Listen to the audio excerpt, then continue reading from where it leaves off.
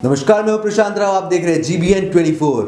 कांग्रेस के प्रवक्ता पवन खेड़ा ने अपनी प्रेस कॉन्फ्रेंस में बीजेपी को निशाना साधते हुए एक कैलेंडर जारी किया है। इस कैलेंडर का नाम उन्होंने चीनी विनाशकारी कैलेंडर रखा है। आइए देखते हैं क्या कहते हैं पवन खेड़ा इस कैलेंडर के बारे में। अमूमन क्या होता है कि नया साल शुरू होता है, जैसे 2023 शुरू हुआ तो हम 2023 का एक कैलेंडर लॉन्च करते हैं। शायद ये पहली बार हो रहा है कि आज हम जो साल खत्म हो गया 2022 उसका एक कैलेंडर आपके सामने में जारी कर। ये एक विनाशकारी calendar, this is a calendar of China. चीन की जो विनाशकारी नीति रही है और महीनेवार 2022 में जो गलतियां हुई हैं, जिन गलतियों से हिंदुस्तान को, हम सबको नुकसान हुआ है हमारी चीन नीति को लेकर, वो मैं महीनेवार आपके सामने रखना चाहता हूं। उससे पहले, कैलेंडर जारी करने से पहले 2015 में शंघाई में चीनी राष्ट्रपति शी जिनपिंग के साथ प्रधानमंत्री मोदी ने अपने संबंधों का वर्णन किया। मैं एक लाइन पढ़ के आपको सुनाना चाहता हूं। दो राष्ट्राध्यक्ष ऐसे आत्मीयता, निकटता और साहचर्य के साथ मिल रहे हैं जो +1 है, वैश्विक संबंधों की पारंपरिक बातों से बेहतर है, और इस +1 दोस्ती को समझने और सराहने में बहुतों को समय लगेगा। 2015 में नरेंद्र मोदी जी ने शी जिनपिंग के लिए कहा, और शी जिनपिंग ने क्या कहा? कल प्रधानमंत्री जी, जैसा कि आपने कहा, आप और मैं द्विपक्षीय संबंधों पर दोस्तों दिल से दिल की चर्चा की तरह स्पष्ट बातचीत में लगे। ये उनके बयान। अब मैं आपको फिर से लेकर आता हूं 2022 की जनवरी से शुरू करते हैं। जनवरी में पूर्वी लद्दाख में LAC से लगभग 40 किलोमीटर दूर चीन द्वारा पैंगोंग त्सो पर एक पुल के निर्माण की छवि सामने आई। आप लोगों ने ही जारी किया, आप में से कुछ साथियों ने मीडिया में ये दिखाया। अरुणाचल प्रदेश के लुंगटाजोर क्षेत्र PLA ने 18 जनवरी को भारतीय क्षेत्र के अंदर 17 वर्षीय भारतीय मिराम तरोन का अपहरण कर लिया था। क्या हुआ?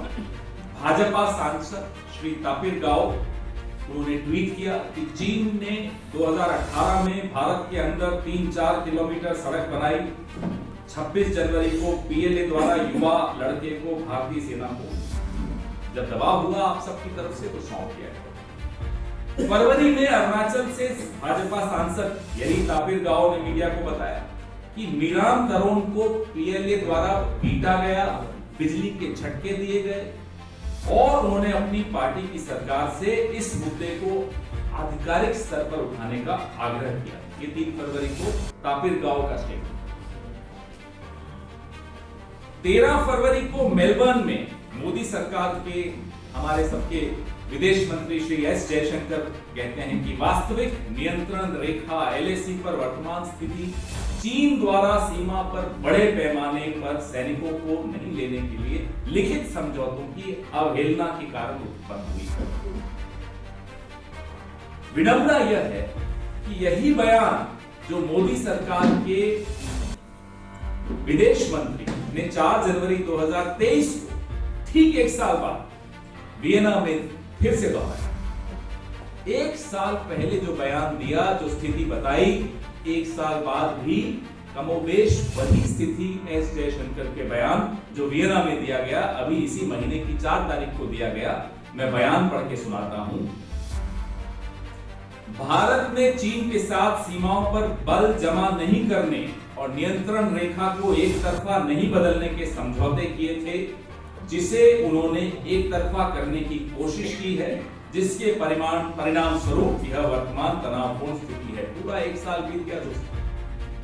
भारत के लिए सीमाओं पर या तो कुछ नहीं बदला, और अगर बदला तो स्थिति बदतर ही हुई है, बेहतर नहीं।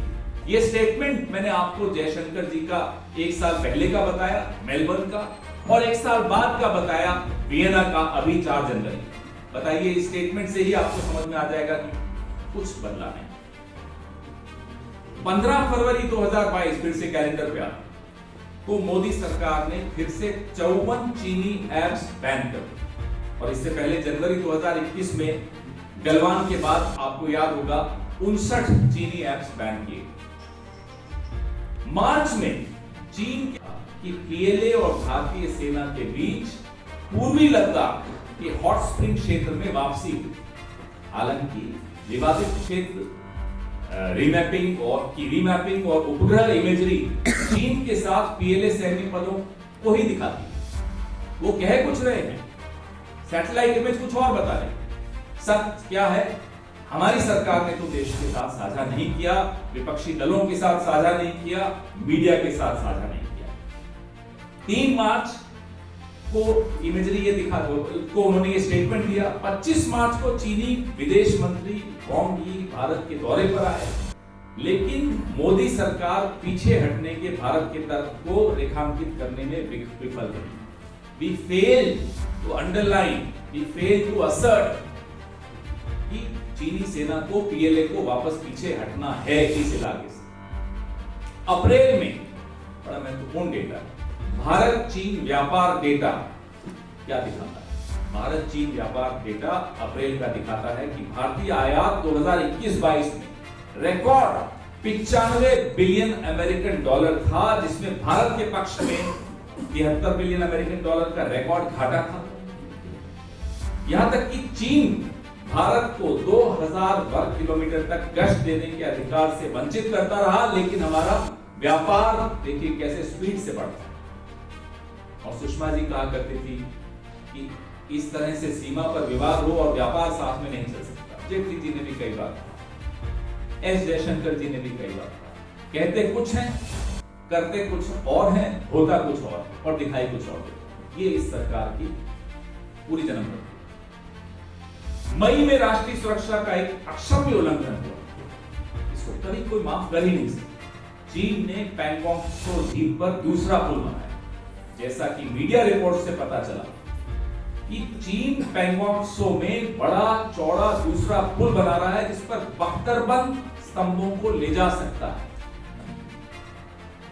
आप बताइए, इंफ्रास्ट्रक्चर की हम बात करते हैं कि साहब हम बॉर्डर पे इंफ्रास्ट्रक्चर बना रहे हैं। ये विवादित क्षेत्र पे इंफ्रास्ट्रक्चर बन रहा है, जहां बड़े बड़े बख्तरबंद उनके वाहन आ सकते हैं। जून में मोदी सरकार ने आधिकारिक तौर पर इस साल आयोजित होने वाली प्रस्तावित सैन्य गतिविधि के साथ शंघाई सहयोग संगठन SCO शंघाई कोऑपरेशन ऑर्गेनाइजेशन में संयुक्त सीमा संचालन के लिए चीन की योजना का समर्थन किया। हम तो झुकते चले जा रहे हैं साहब। मतलब ऐसा सरेंडर किसी देश के प्रधानमंत्री का अगर देखना हो तो आप आइए मोदी जी का सरेंडर देखिए। जो आप चाहते हैं, व्यापार चाहते हैं, लीजिए। आगे मैं और बताऊंगा और आपकी भी आंखें खुली की खुली रह जाएंगी कैसा सरेंडर है।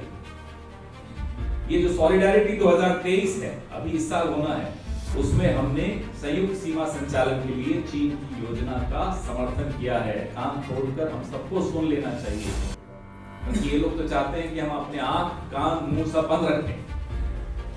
जुलाई में मीडिया द्वारा दिखाई गई नई उपग्रह छवियों से संकेत मिलता है कि डोकलाम के 9 किलोमीटर पूर्व में निर्मित एक चीनी गांव, जहां 2017 में भारतीय और चीनी सेना का आमना सामना हुआ था, अब लगभग हर घर के दरवाजे पर कारों के साथ पूरी तरह बस्ती दिख रही, गाड़ियां दिख रही। ये सैटेलाइट इमेज में दिख रहा है। ये कोई हम और आप नहीं बोल रहे, सैटेलाइट दिखा रही है। चीन द्वारा 110 स्क्वायर किलोमीटर वर्ग किलोमीटर क्षेत्र के इस सलामी टुकड़े का जवाब मोदी सरकार ने नहीं दिया। कोई जवाब नहीं दिया गया। अगस्त में विशेषज्ञों की उपग्रह इमेजरी से पता चला कि पीएलए की सतह से हवा में मार करने वाली मिसाइल साइट डोकलाम के उत्तर में सिर्फ 50 किलोमीटर दूरी पर भारत, भूटान और चीन के बीच में जो ट्राइजंक्शन सीमा क्षेत्र है, जो मार्च 2022 से हो रहा है, अब पूरी तरह चालू। खतरा इतना करीब आ चुका है, अभी तो हम सिर्फ अगस्त तक पहुंचे हैं, इस कैलेंडर में। सितंबर में भारत और चीन ने एक संयुक्त बयान दिया। 8 सितंबर 2022 भारत चीन कोर कमांडर स्तर की बैठक के 16वें दौर में बनी सहमति के अनुसार बोगरा के क्षेत्र में भारतीय और चीनी सैनिक हॉट स्प्रिंग PP-15 ने एक समन्वित और योजनाबद्ध तरीके से हटना शुरू कर। अभी के लिए सिर्फ इतना ही। देश और दुनिया की तमाम खबरों के लिए देखते रहिए GBN 24।